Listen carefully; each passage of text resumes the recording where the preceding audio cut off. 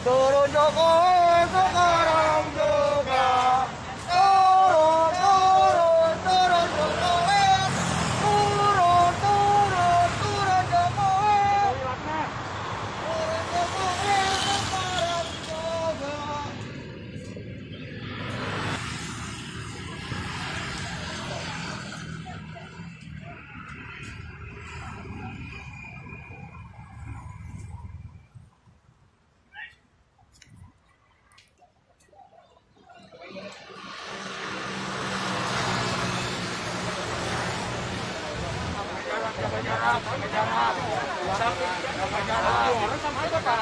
Jaga jarak, woi.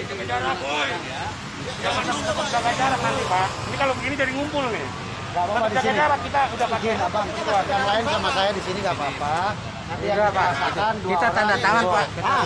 Kita orang yang tanda tangan udah memuaskan. Pak, kami ingin mengetahui, Pak. Nah, bagaimana diterimanya, Pak? Pak, sini Pak, semua pasukan. Sini. Silakan semua orang ayo keluar janjian, Pak. Janjian. Kan ada pengacara udah masuk kan? Nah, ya udah. Orang itu lagi. Ya, enggak apa-apa. Dokumen. Mas, dua orang. Ya, tutup. Oke, udah masuk Pak. 1, 2, 3, 4. 3 orang Pak ya.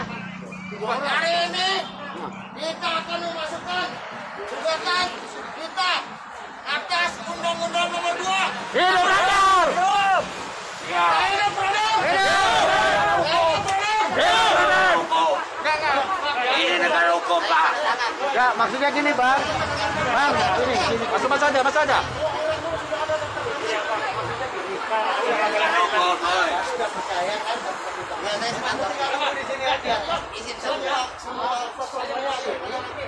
Dokter. Ini pribadi terpribadi. Nanti kan udah tanda tangan memang ya. Ini udah tanda tangan kita. Ya. Ini kan udah tertulis dari Ketua. Tidak diwakilkan ini.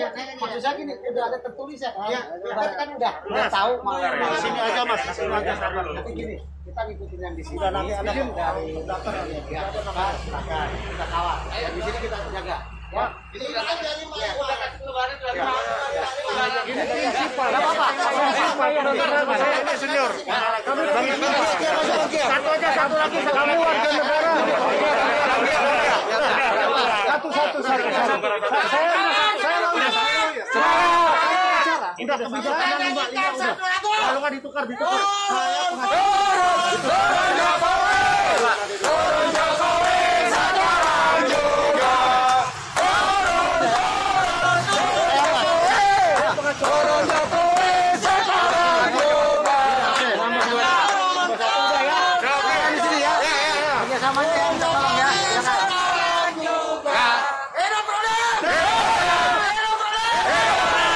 Lanjut 5 perwakilan dalam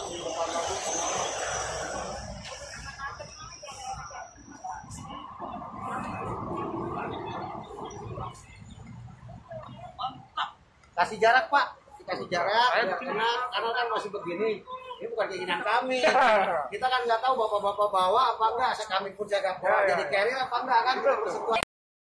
Pak, bayarnya. Iya.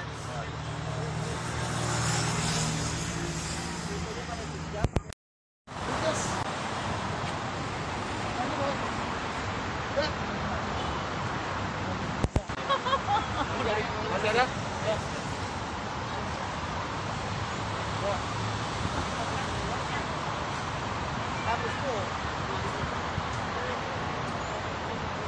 Foto dulu, foto, pegang berkas, foto. Foto ini dulu. Foto dulu, layar. Foto dulu. Jaganya.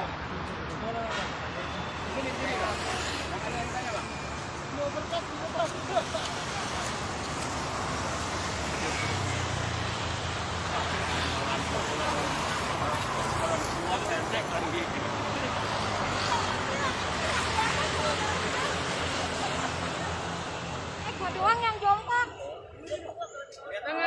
Kelihatan.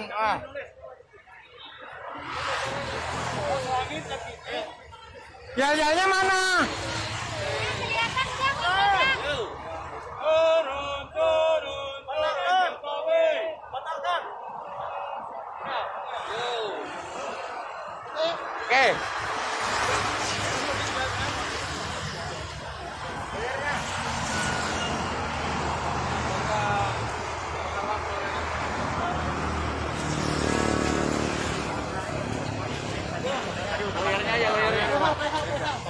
Dadawan. PH-nya aja ya. Ya. Ya.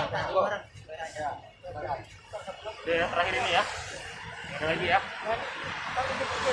Ya.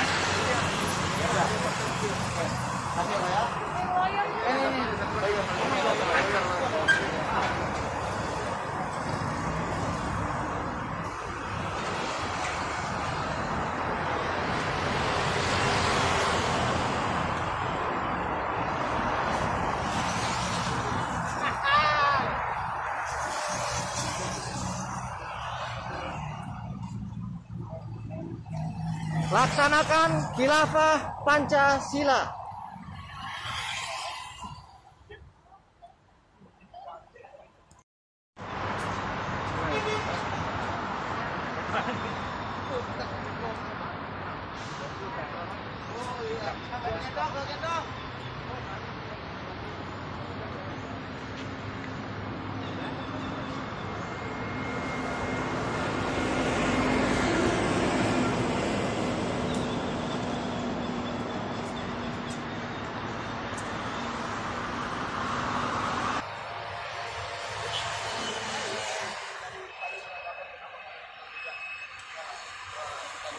Dua 2020 itu karena kami beranggapan bahwa undang-undang yang lahir belakangan tidak boleh menegasikan undang-undang yang sudah berlaku sebelumnya.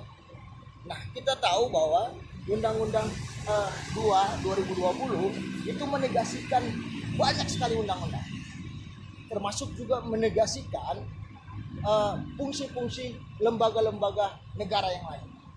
Nah, satu seperti kita tahu bahwa ketika Undang-Undang Nomor 2 2020 memberikan hak imunitas terhadap para pengguna uang negara, maka itu juga menghilangkan fungsi yang namanya fungsi semua institusi hukum. Ya, seperti KPK. KPK kemudian tidak lagi bisa melakukan penindakan terhadap mereka yang kemudian menyalahgunakan keuangan negara. Itu yang kemudian salah satu yang kami anggap bahwa Undang-Undang Nomor 2 itu menghilangkan fungsi lembaga-lembaga institusi negara yang lain, termasuk BPK. BPK kemudian tidak lagi bisa memberikan melakukan audit gitu loh. Karena fungsi BPK adalah melakukan audit terhadap penyalahgunaan keuangan negara. Nah, ketika ada orang punya hak imunitas gitu loh dalam menggunakan keuangan negara, yang nggak ada gunanya kemudian BPK itu melakukan audit terhadap penggunaan keuangan negara gitu loh. Karena itu kemudian salah satu yang kenapa kita sangat sesalkan undang-undang ini lahir. Nah, yang lain lagi bahwa fungsi DPR sebagai lembaga negara gitu loh, sebagai lembaga tinggi negara, itu fungsi-fungsinya dihilangkan. Fungsi budgeternya hilang, fungsi pengawasannya hilang, fungsi legislasinya pun hilang.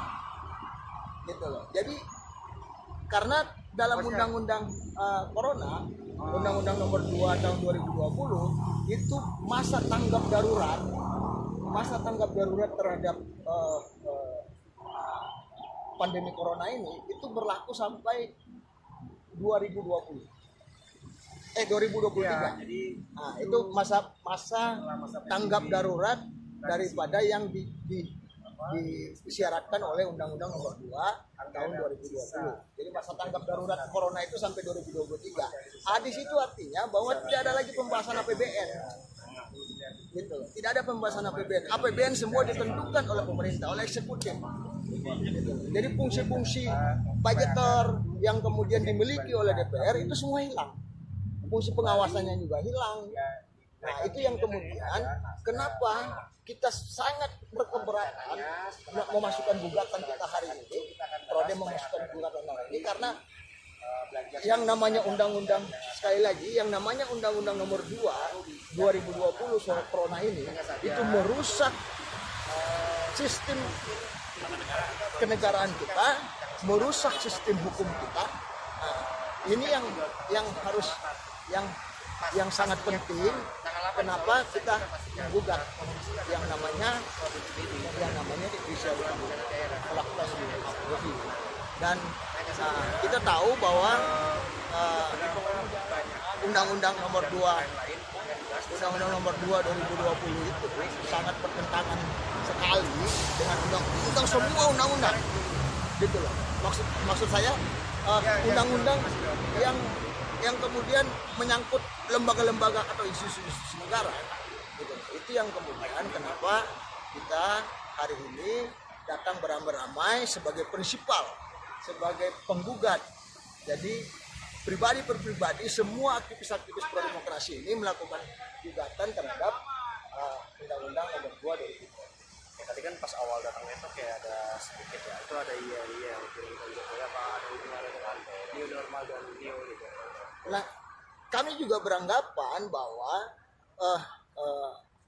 pemerintahan hari ini, gitu loh. Kenapa kami menyatakan bahwa ada yel-yel soal turunkan Jokowi, itu karena kita tahu bahwa ini tidak ada lagi solusi bagi rakyat.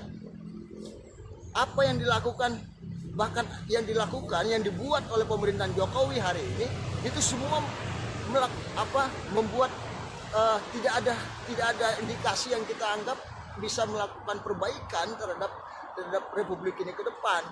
Dia membuat undang-undang saja itu melanggar konstitusi, gitu loh. Jadi tidak ada lagi harapan bagi kami aktivis pro demokrasi. Jokowi tidak memberikan harapan lagi, sudah tidak punya harapan lagi. Kami sudah tidak berharap lagi dengan pemerintahan Jokowi, gitu loh. Dan menggugat ini adalah prinsip paling dasar. Kita ini mempertaruhkan semuanya untuk menggugat Undang-Undang nomor 2 ini karena Undang-Undang nomor 2 ini sangat otoriter. Ini sangat otoriter. Jadi kenapa kita gugat? Jadi dia memberikan kekuasaan penuh kepada eksekutif, kepada pemerintah untuk menentukan semua kebijakan tanpa pengawasan dan juga tanpa penindakan. Kira-kira begitu. Masih banyak apa ya? Oke, makasih ya, Mal ya.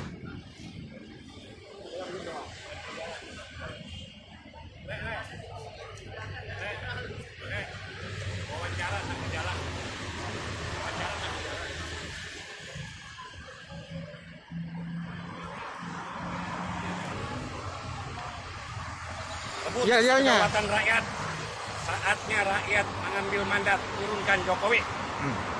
Kedua, Undang-Undang nomor 2 2020 itu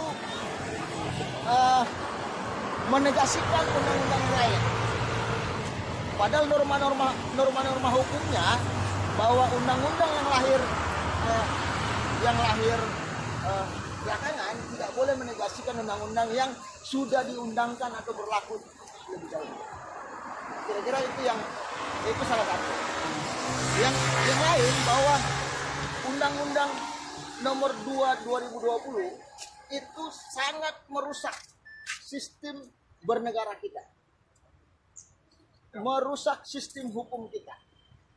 Karena bahwa di Undang-Undang nomor 2 itu memberikan imunitas. Jadi tidak ada lagi fungsi dia menegasikan, menghilangkan fungsi lembaga-lembaga negara yang lain.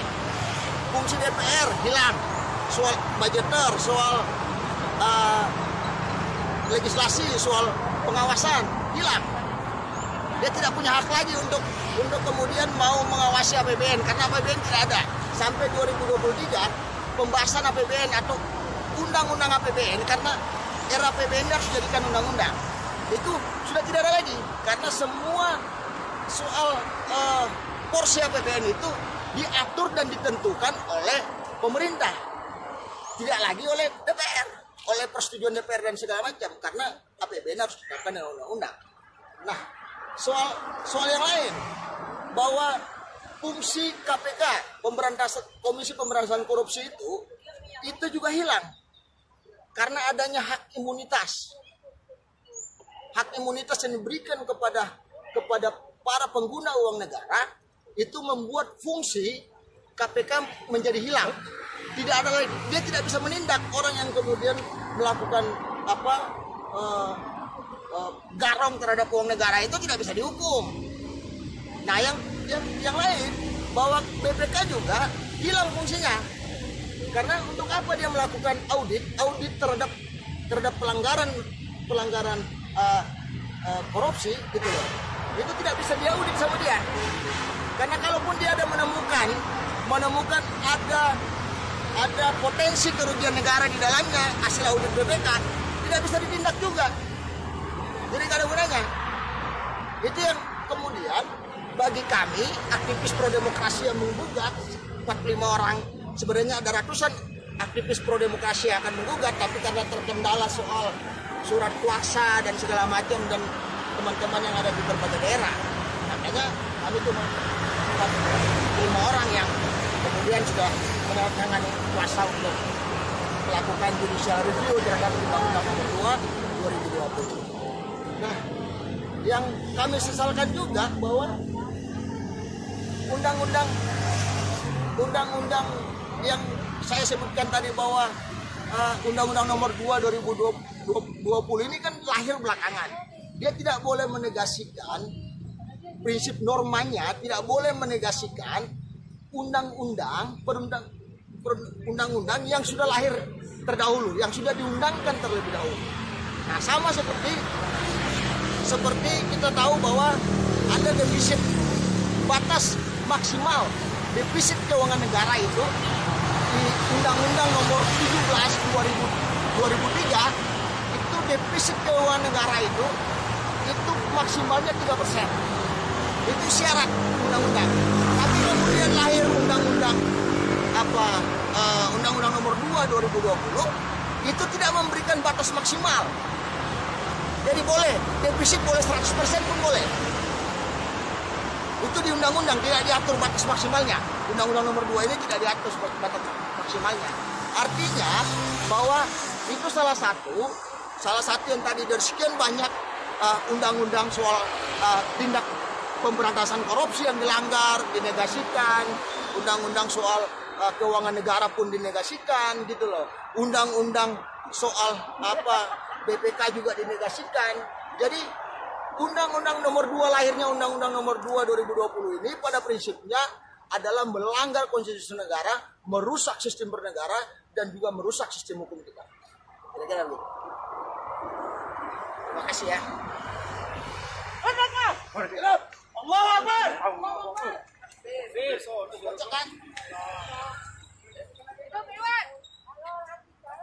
Kang Dadang. Hidup khilafah Pancasila.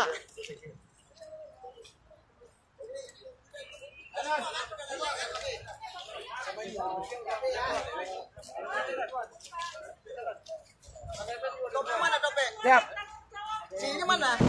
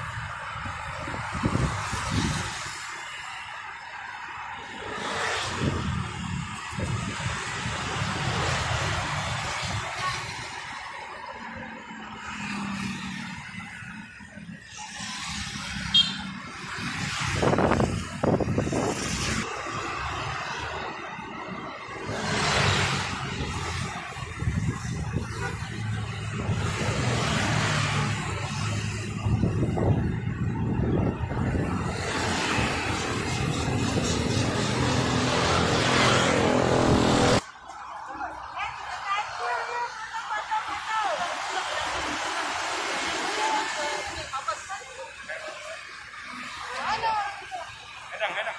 Ayo. Jadi kita sama Eki kali ini. Amin. Amin.